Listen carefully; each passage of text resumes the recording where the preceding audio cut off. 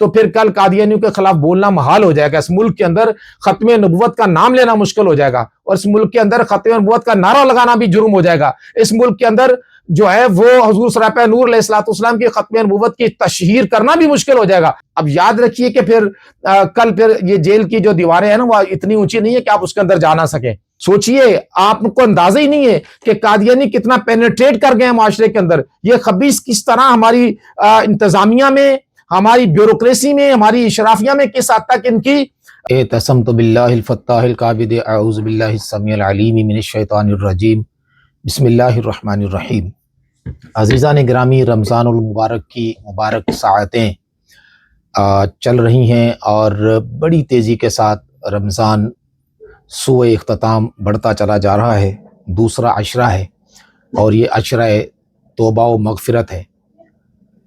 دوسرے عشرے کی دعا پڑھ کر ہم گفتگو کا آغاز کرتے ہیں. استغفر اللہ تعالی ربی من کل ذنب و اتوب الیہ. استغفر اللہ تعالی ربی من کل ذنب و اتوب الیہ. استغفر اللہ تعالی ربی من کل ذنب و اتوب الیہ. اللہ تبارک تعالی ہمیں توبہ استغفار کرنے کی توفیق عطا فرمائے, اور موجودہ جو حالات ہیں اس میں توبہ استغفار بنتی بھی ہے اور کی بھی جانی چاہیے, اور ہمیں اس سے غافل بھی نہیں ہونا چاہیے. دشمنوں سے حفاظت کی دعا بھی کرنی چاہیے, کیونکہ حالات بڑی تیزی کے ساتھ لمحہ بہ لمحہ تبدیل ہوتے جا رہے ہیں, اور ایک رومرز ہیں جو کہ سننے کو اور دیکھنے کو مل رہے ہیں. سچائی جھوٹ کے اندر اس طرح ملکامیٹ ہو گئی ہے, اس طرح مکس ہو گئی ہے کہ جھوٹ کے سمندر میں سے سچائی کو تلاش کرنا ایک مشکل کام ہو گیا ہے.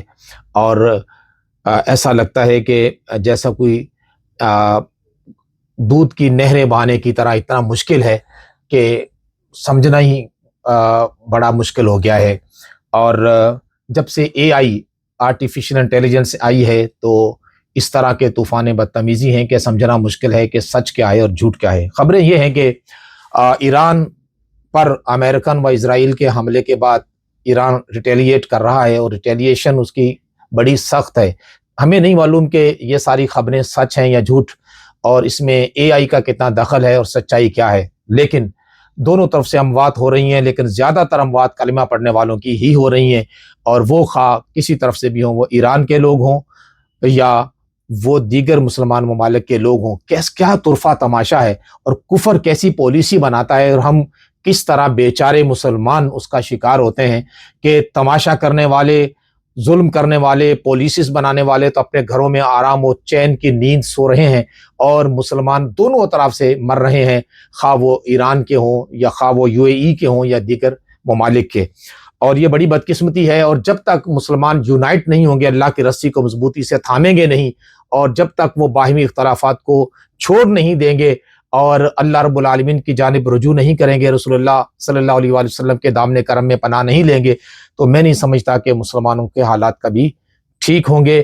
کیونکہ واحد امید جو ہے رسول اللہ صلی اللہ علیہ وآلہ وسلم کی ذات بابرکت سے جڑ جانے میں ہے, اور جب ہم حضور کی محبت سے میں ایک دوسرے کے ساتھ جڑ جائیں گے اور واحد وجہ حب رسول ہوگی, عشق مصطفیٰ ہوگا, تو جبھی ہم دنیا میں کامیاب و کامران ہو سکتے ہیں. مگر بدقسمتی یہ ہے کہ جہاں پر عشق مصطفیٰ کی بات کی جائے, جہاں پر جو ہے وہ حضور علیہ الصلوۃ والسلام کی محبت کی بات کی جائے, تو مسلمانوں کے اندر ہی کئی ایسے فتنے موجود ہیں جو اس پر طعن و تشنیع کے تیر برساتے ہوئے نظر آتے ہیں, اور اس پر بھی ظلم و ستم کرتے ہیں. بدقسمتی یہ ہے کہ اندر کے غدار اتنے زیادہ ہو چکے ہیں کہ پناہ خدا, اور اسلام کو جب بھی نقصان پہنچائے, میرا ماننا یہ ہے کہ وہ اندر کے غداروں سے ہی پہنچا ہے. تو ہمیں جہاں پر کفر کے ساتھ نبرد آزما ہونا ہے, وہاں پر اپنی آستین میں چھپے ہوئے سانپوں کو اور منافقین کو بھی دیکھنا ہے, اور دیکھنا ہے کہ کون ہے جو ہمیں اسلام کی نام لے کر کے ہمیں تباہ و برباد کرنے کی کوشش کر رہے ہیں.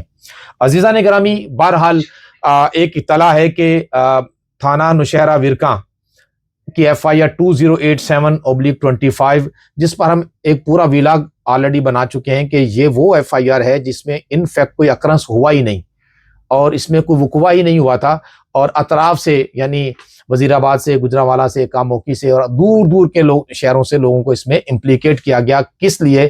بد نیتی کے ساتھ صرف سزا دینے کے لیے, اور لوگوں کو اس کا مطلب ایک سٹیٹ کی پالیسی کی وجہ سے اس طرح کیا گیا. تو بہرحال 3-4 مہینے بیچارے بہت تکلیف میں رہے, کافی لوگوں نے بلا وجہ کی جیل کاٹی.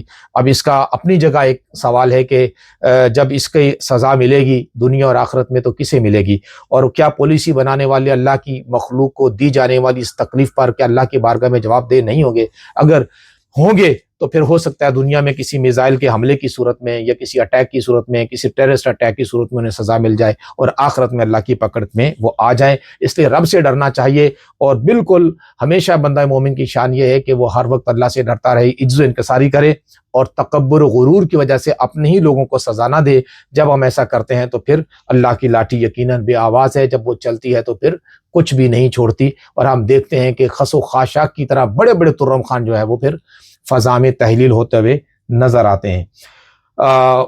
2087 تھانہ نوشہرہ ورکا کی ضمانت کے حوالے سے اگر کسی کی ضمانت ابھی باقی ہو نہ ہوئی ہو تو پھر وہ ہم سے رابطہ کر سکتا ہے. اس میں 2 ضمانتیں آج ہماری منظور ہوئی ہیں, اور ہوپ فلی انشاءاللہ اس میں نیمڈ اینڈ ان نیمڈ یعنی نامزد ملزمان یا غیر نامزد دونوں کی ضمانتیں ہو گئی ہیں. لہٰذا اس میں اب رجوع کرنا چاہیے تاکہ جلدی جلدی ان کی یہ والا جو ایف آئی آر ہے اس کو نپٹایا جائے. جناب والا ایک سیکشن ہے 295A توہین مذہب کے حوالے سے ہے, اور اس کی 10 سال سزا ہے, اور اس پر بھی ہم نے ایک آلریڈی ویلاگ کیا تھا کہ تھانہ موترا ضلع سیالکوٹ کی ایک ایف آئی آر ہے جو سرکار نے درج کی ہے, قادیانیوں کی طرف سے درج کی ہے اور مسلمانوں پر درج کی گئی ہے.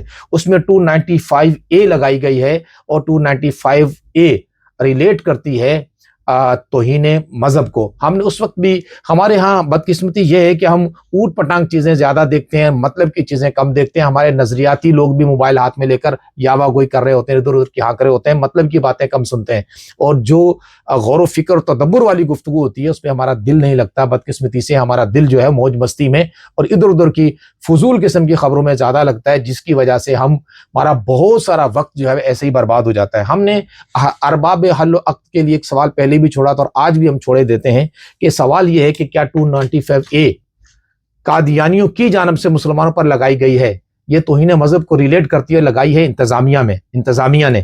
سوال یہ ہے کہ کیا قادیانیت بھی کوئی مذہب ہے؟ اگر قادیانیت مذہب ہے تو پھر بتائیے اگر غدار پاکستان ہوگا تو کیا اسے بھی کوئی نام دیا جائے گا, اس کے بھی رائٹس ہوں گے؟ قادیانی غدار اسلام ہے, وہ اسلام کا نام لے کر اسلام کے بنیادی عقائد و نظریات کی نفی کرتے ہیں اور عقیدہ ختم نبوت کے منکر ہیں, اور اس کی بہت ساری خرافات ان کی کتابوں میں, اور ان کا جو مربی ہے مرزا ملون اس نے بیان کی ہیں. ان کی کتب پڑھ کر اسے آپ دیکھ بھی سکتے ہیں, اور اس میں ساری چیزیں موجود ہیں. ہماری پاکستان کہ انتظامیہ مسلمانوں پر 295A لگاتی ہے. پرچہ یہ ہے کہ قادیانیوں کے کچھ ڈیرے ہیں اور ان کے کوئی دکانیں ہیں وہ جلائی گئی ہیں, کسی عبادت گاہ کو بھی کوئی نقصان نہیں پہنچایا گیا. ایف آئی آر میں آپ کو ڈسپلے کر دیتا ہوں, یہ ہماری اسکرین پہ شاید وہ ممکن ہو سکا تو چلے گی بھی. اس ایف آئی آر میں ذکر ہے کہ ہوا یہ کہ ایک قادیانی عورت مرتی ہے اور اسے قادیانی مسلمانوں کے قبرستان میں دفن کرنے کی کوشش کرتے ہیں, مسلمان ریزسٹ کرتے ہیں اور اس پہ کوئی تھوڑا بہت ان کی کلیش ہوتا ہے, تو اس کے مطابق وہ صحیح ہے غلط ہے, لیکن ایف آئی آر کے مطابق کچھ ڈیرے اور دکانیں قادیانیوں کی جلا دی جاتی ہیں. نہ تو ڈیرے عبادت گاہ ہیں, نہ قادیانیوں کا کوئی اگر دکان ہے تو وہ عبادت گاہ ہے, لیکن نہ اس پر کوئی قادیانی مذہب کا اس میں انوالومنٹ ہے. اس پر انتظامیہ لگاتی ہے 295A. نہ ججز اس پہ غور کرتے ہیں, نہ انتظامیہ اس پہ غور کرتی ہے, اور بدقسمتی سے نہ ہمارے انٹیلیکچوئل ہمارے علماء اس پر غور کرتے ہیں. ابھی مجھے کسی بھی طرف سے کوئی اسسٹنس ابھی تک نہیں ملی کہ قادیانی مذہب کیسے ہو سکتا ہے. دیکھیں مذہب جو ہے اس کے بنیادی جو ایلیمنٹس ہیں, جو کمپوننٹس ہیں, جو انگریڈینٹس ہیں, جو اس کے عناصر ہیں, وہ کم سے کم یہ کہ ایک بلیف سسٹم ہے, اس کی اپنا ڈاکٹرائن, اپنا ورلڈ ویو ہونا چاہیے. اس بلیف سسٹم کے ڈاکٹرائنز, اپنے نظریات, اپنا ورلڈ ویو ہو, اور ریچولز اپنے ہوں, اس کی اپنی پریکٹسز اور اس کی اپنی سیرمنیز ہوں, اس کی اپنا رسومات عبادت ہوں, اس کی ما فوق الفطرت اس کے اپنے عقائد ہوں, اور اس کی مورل ایتھیکل کوڈز ہوں, یعنی اخلاقی ضابطہ بھی اس کا اپنا ہو. یہ ساری چیزیں اس کی سیپریٹ ہونی چاہیے, دوسرے مذہب سے ڈیفرنٹ ہو, اس کی اپنی کریشن وہ ہو تو مذہب ہو سکتا ہے. قادیانی ملون جو ہیں یہ تو ساری چیزیں اسلام سے چراتے ہیں, ساری چیزیں اسلام سے لیتے ہیں, اور یہ خود کو الگ مانتے ہی نہیں ہیں. یہ تو خود کو معاذ اللہ مسلمانوں کے زبردستی گھسنے کی کوشش گھس بیٹھی ہیں یہ اسلام میں. تو جب یہ اسلام کو مانتے ہی نہیں ہیں تو ان کی کسی عقائد کی کیسے جو ہے نا وہ توہین ہو سکتی ہے؟ مسلمانوں پر 295 کیسے لگ سکتی ہے؟ میں اہل علم اور علماء سے، اسکالر سے، اور اس معاملے میں جو تحقیق محققین ہیں، میری ان سے ریکویسٹ ہے کہ اس معاملے میں وہ مجھے میرا نمبر دیا ہوا ہے، اس پہ میری رہنمائی کریں کہ 295 قادیانی مسلمانوں پر کیسے لگوا سکتے ہیں، اور ہماری انتظامیہ بازیچہ اطفال اور قادیانیوں کی لونڈی کیسے بن سکتی ہے اور ان کی بغل بچہ بن کر ان سے وہ مفادات لے کر کے مسلمانوں پر 295 کیسے لگا سکتی ہے. اگر اس کی اجازت دے دی گئی تو پھر کل قادیانیوں کے خلاف بولنا محال ہو جائے گا. اس ملک کے اندر ختم نبوت کا نام لینا مشکل ہو جائے گا، اور اس ملک کے اندر ختم نبوت کا نعرہ لگانا بھی جرم ہو جائے گا. اس ملک کے اندر جو ہے وہ حضور سراپہ نور علیہ الصلوۃ والسلام کی ختم نبوت کی تشہیر کرنا بھی مشکل ہو جائے گا. آپ اس کی حساسیت کا اندازہ نہیں ہے. یہ ٹیسٹ کیس ہوتا ہے جب اس طرح کے معاملات کیے جاتے ہیں، تو مسلمانوں پہ ٹیسٹ کیس ہوتا ہے. لیکن ہمارے لوگ کیا خواب غفلت میں سوئے ہوئے. مسلمان کے علماء کی حالت یہ کہ ایک دوسرے کی وہ اس میں لگے ہوئے. خدا کے بندو، خوف کرو، آپ کے ساتھ ہو کیا رہا ہے؟ کیا مرید کے بعد بھی آپ کو سمجھ نہیں آئی؟ اتنا بڑا ثانیہ کر کے بھی آپ کی عقل کے پردے ابھی نہیں ہٹے، آپ کی آنکھیں نہیں کھلی. آپ چاہتے کیا ہیں؟ اللہ کا واسطہ اس طرف آؤ، پڑھو لکھو، تحقیق کرو کہ ہمارے ساتھ ہو کیا رہا ہے. اور یہ آج کل سارے معاملات یہ کورٹ کچہری کی راہداریوں سے ہو کر جاتے ہیں. بہت سارے معاملات میں آپ کو کسنے کے لیے عدالتوں کو یوز کیا جاتا ہے. قانون کی جو ہے وہ کمن کے ریاں استعمال کی جاتی ہیں. قانون کی جو ہے وہ بعض گتھیوں کو آپ کے خلاف استعمال کیا جاتا ہے. تو آج بھی وقت ہے کہ مسلمان اسکالرز اور اسلام سے محبت کرنے والے وہ آئیں اور وہ سمجھدار اور دیندار وکلا کے ساتھ بیٹھ کر اس کا کوئی حل نکالیں. اگر آپ نے ایسا نہیں کیا تو پھر اب یاد رکھیے کہ پھر کل پھر یہ جیل کی جو دیواریں ہیں نا وہ اتنی اونچی نہیں ہے کہ آپ اس کے اندر جا نہ سکیں. تو آپ ذہن میں رکھیے کہ پھر آپ بھی کل پھر اس مشکلات کا شکار ہو سکتے ہیں. اسلام کا آپ پر کچھ حق ہے، اس حق کو ادا کیجئے، بتائیے، مدد کیجئے. کیسے 295 مسلمانوں پہ لگ سکتی ہے؟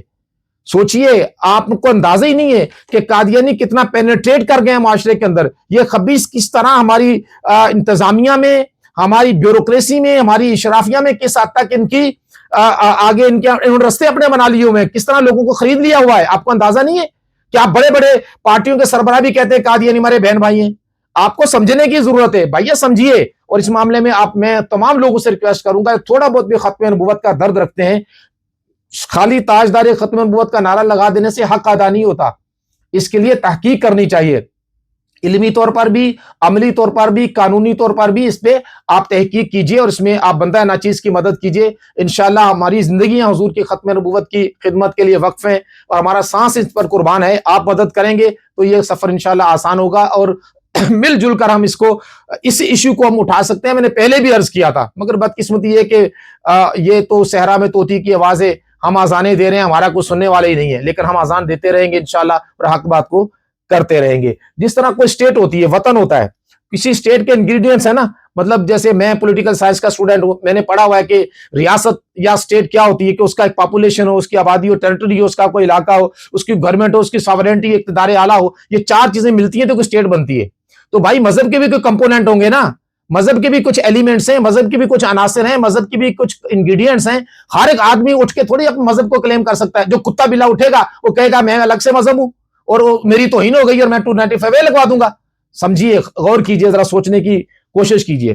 خیر، یہ تو آپ کے سے میرا ایک پیغام تھا، میسج تھا ان لوگوں سے جو کہتے ہیں جی ہم ختم نبوت کے مجاہدین ہیں یا ہم ختم نبوت کے پہرے دار ہیں. بابا پہرے داری ایسے نہیں ہوتی. غور بھی کیجئے، تھوڑا ہمت بھی کیجئے اور تھوڑا فہم و فراست کا استعمال بھی کیجئے. پڑھیے لکھیے بھی اور سوچئے کہ کس طرح آپ کے ساتھ معاملات کیے جا رہے ہیں. جڑ جائیے ایک دوسرے کے ساتھ، ورنہ پر کچھ نہیں بچے گا.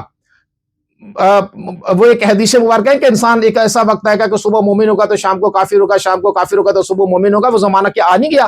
سمجھیے بات کو. ایسا نہ ہو کہ ہم سینہ تار کے عشق مصطفیٰ کے دعوے کرتے رہ جائیں اور پتہ چلے کہ سفاری متاع پوری لٹ چکی ہو. نہیں ہو. اللہ تبارک تعالیٰ سب کے عزت و ایمان کی حفاظت فرمائے. اب جناب غزہ میں ایک ٹرمپ صاحب نے بنایا تھا، اس کا نام رکھا تھا غزہ پیس بورڈ. پاکستان بھاگ بھاگ کے اس کا ممبر بنا اور اچھل اچھل کے ہم نے کہا جی ٹرمپ صاحب کو جو ہے نا وہ اس کا انعام بھی ملنا چاہیے، نوبل پیس انعام بھی ملنا چاہیے. بڑے مسئلے ہم نے لگائے. میں ہمیشہ یہ کہتا ہوں کہ شاید اس کی وجہ اس کے شر سے بچنا ہو. میں مارجن دیتا ہوں ہمارے لوگوں کو کہ شاید اس کے شر سے بچنے کے لیے کہہ رہے ہوں گے یار اس کا بیچ کی تھوڑی تعریف کرو اس کو تاکہ ٹلا رہے ہم سے. لیکن وہ ٹلنے والی آئٹم نہیں ہے. وہ کسی نہ کسی طور پر آپ کے پڑوس میں آ گیا ہے تو دوبارہ وہ آپ کی طرف بھی وہ کسی وقت آ سکتا ہے. سمجھنے کی کوشش کیجئے اور اپنی پالیسیز کو اثر نو مرتب کیجئے. کسی ایک شخص کے گردا گرد اپنی پالیسی کو مت بنائیے کہ کل اس کا مزاج الٹا ہوا, دماغ گھوما اس کا, تو پتا چلے کہ کل وہ آپ پر ہی چڑھ دوڑے اور پھر وہ ایک وحشی ہاتھی کی طرح منہ اٹھا کے جدھر چاہے وہ چل پڑتا ہے, اور اس کا دماغ ہی ایسا ہے کہ مطلب غنڈہ گردی کرنے سے وہ باز نہیں آتا. پاکستان کو سیریس, میری اپنی پریڈکشن ہے کہ پاکستان کو اس شخص سے بہت زیادہ خطرات ہیں. ہمیں بچنے کی کوشش کرنی چاہیے. بیسیتے پاکستانی میں اس درد کو محسوس کرتا ہوں. میرا خیال ہے کہ ہمارے حکمران طبقہ اور ہماری اشرافیہ اور ہمارے فیصلہ ساز ادارے بھی اس کی شدت کو محسوس کر رہے ہوں گے. بہرحال وہ غزہ پیس بورڈ تو بقول ہمارے ایک وکیل صاحب کے بڑھ گیا, اب اس کی تو حیثیت ختم ہو گئی. اب پاکستان اس کا ممبر رہے تو بھی نہ رہے تو بھی, لیکن ایک غیرت و حمیت کا بہرحال یہ ایک فیصلہ ہونا چاہیے کہ پاکستان فوری طور پر غزہ پیس بورڈ سے علیحدگی کا اعلان کرے. اب پیس بھی اس کی ادھر رہ گیا ہے. جب جنگیں لگ جاتی ہیں تو جنگ تو پیس کا الٹ ہوتی ہے. جب دھوکہ دہی سے آپ جنگ کرتے ہیں, جب آپ دوسروں کو مذاکرات کی لائن میں مذاکرات دوسروں کے جو ہے نا آپ ان کو اس کے ٹریپ میں لاتے ہیں اور دھوکے میں جا کے جب آپ اٹیک کر دیتے ہیں تو پھر یہ پیس بھی کدھر رہ جاتا ہے. تو یاد رکھیے, کھلے دشمن سے منافق دشمن, چھپا ہوا دشمن وہ زیادہ خطرناک ہوتا ہے. اور بدقسمتی سے کہ مسٹر ٹرمپ کی شکل میں جو دشمن ہے یہ منافق بھی ہے, دھوکے باز بھی ہے, اور یہ ٹریپ کر کے مارنے کی کوشش کرتا ہے. تو اللہ تعالیٰ اس کے شر سے تمام عالم اسلام کو بھی بچائے اور پاکستان کو بالخصوص اس کے شر سے پاکستان کی حفاظت فرمائے. تو بہرحال ایک جو سیناریو ہے اس میں ہر محب وطن کو اپنا معافی و ضمیر کھل کے بیان کرنا چاہیے. حکومت پاکستان کو بھی چاہیے کہ وہ کھل کر اپنی پالیسی کا اعلان کرے کہ وہ اس بارے میں اس کی پالیسی کیا ہے اور وہ کس کے ساتھ ہے. یہ اس بات کو اوپن کرنا چاہیے. جب وہ اوپن نہیں کریں گے تو پھر یہ ہے کہ ایک گو مگو کی کیفیت رہے گی اور اس میں پھر بہت زیادہ نقصان ہونے کا اندیشہ ہے. تو اس کو بہرحال ہمیں کرنا چاہیے. پھر میں تنظیمات کو بھی کہوں گا کہ ہر تنظیم اپنا اپنا موقف اس حوالے سے دے تاکہ حکومت کو فیصلہ کرنے میں آسانی ہو. اور لبیک جو پاکستان کی تھرڈ پولیٹیکل پارٹی تھی, اس لیے نہیں کہتا کہ وہ ابھی الیکشن کمیشن آف پاکستان میں رجسٹرڈ ہے, اس کی فالوئنگ ہے, اس کے لوگ ہیں, تو ان کے جو لوگ باہر ہے اگر وہ اپنی پارٹی کے حوالے سے ان کی کوئی پالیسی نہیں دے سکے تو کم سے کم اس حوالے سے جو سیناریو امت مسلمہ سے جڑا ہوا ہے اور جس کا ڈائریکٹ پاکستان کو افیکٹ ہو سکتا ہے, اس حوالے سے اپنی پالیسی اسے دینی چاہیے, پالیسی اعلان کرنا چاہیے. جو لوگ بھی ہیں, ہمیں تو جب میں فیلڈ میں ہوں نا, ہمیں 10 لوگ ملتے ہیں جی ہم لبیک کے وکیل ہیں, تو بھائی کسی نے ان کو وکیل بنایا ہوگا یا خود ہی دعویٰ کر رہے ہیں. اگر خود ہی دعویٰ کر رہے ہیں تو پھر تو انتہائی بے وقوفی ان کی, اور ان کی مطلب یہ کہ احمقانہ قسم کی یہ اسٹیٹمنٹ ہے. اور اگر کسی نے ان کو بنایا ہے تو بھائی بنانے والا کوئی ہوگا نا, جبھی تو وہ بنے پھرتے ہیں. اگر کسی نے بنایا تو وہ کہاں ہے, بولتے کیوں نہیں بھائی؟ میں کہتا ہوں کہ بعض اوقات خاموشی جو ہے نا جرم بن جاتی ہے. خاموشی ہمیشہ اچھی بات نہیں ہوتی, کہ ایک چپ سو سکھ ہمیشہ نہیں ہوتی. کبھی بولنا ہی جو ہے نا وہ آپ کے لیے ضروری ہوتا ہے. آپ چپ رہیں گے تو مجرم کیا لائیں گے. تو خاموشی ہمیشہ سکھ ہی نہیں ہوتی, کبھی خاموشی جرم بھی بن جاتی ہے. تو ایسا نہ ہو کہ خاموشی پھر جرم بن جائے اور پھر ہے جرم ضعیفی کی سزا مرگ مفاجات. پھر ایسا نہ ہو کہ جرم ضعیفی آپ کو لے ڈوبے. اس لیے میں یہ کہوں گا کہ آپ کو بہرحال بولنا چاہیے, ہمت کرنی چاہیے, اور اس بات پہ یقین رکھنا چاہیے کہ مارنے والوں سے بچانے والا زیادہ طاقتور ہے. اس پہ بھروسہ رکھیں, اور وَعِزُّ مَن تَشَاءُ وَتُذِلُّ مَن تَشَاءُ اس پہ بھی بھروسہ رکھیں, اور اللہ سے اپنے گناہوں کی سچی توبہ بھی کرے. کہ انسان جب توبہ کرتا ہے تو یقیناً اللہ کی رحمت اس کی جانب رجوع آتی ہے. اور یہی جو رمضان کا دوسرا عشرہ ہے, اس کی دعا ہے استغفر اللہ تعالی ربی من کل ذنب و اتوب الیہ. اور آخر میں ہم ایک شعر پر اپنی گفتگو کا اختتام کرتے ہیں. نہ کہیں جو اما ملی تو کہاں ملی, میرے جرم خانہ خراب کی تیرے عفو بندہ نواز میں. اللہ تبارک و تعالیٰ اپنے رحمتوں کے سائے میں سب کو رکھے, ہنستے مسکراتے رہے. اللہ حافظ.